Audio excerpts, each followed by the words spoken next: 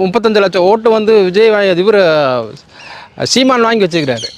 இவர் என்ன பண்ணுறாரு அப்படிங்கிறது தான் இப்போ முக்கியம். இப்போ வர்ற இதில் வந்து அந்த 70 லட்சத்தில் இவர் என்ன பண்ண போகிறாரு அப்படிங்கிறது தான் முக்கியம். அது விஜய் பார்த்திங்கன்னா ஒரு கட்டமைப்புக்கப்பட்ட ஒரு பிம்பம் தான். அவர்கிட்ட ஒரு ஓட்டு நீங்கள் சொன்னீங்கல்ல அந்த ஜென்சின்ட்டு, அதெல்லாம் எந்த காலத்துக்கும் உதவாது. அவர் கிட்டத்தட்ட பார்த்திங்கன்னா இப்போ ஏற்கனவே நம்ம பல இதில் வந்து சர்வே எடுத்து சொன்னதில் வந்து சொல்லிகிட்டு இருக்கிறோம் 2% மேலே தாங்க மாட்டார்.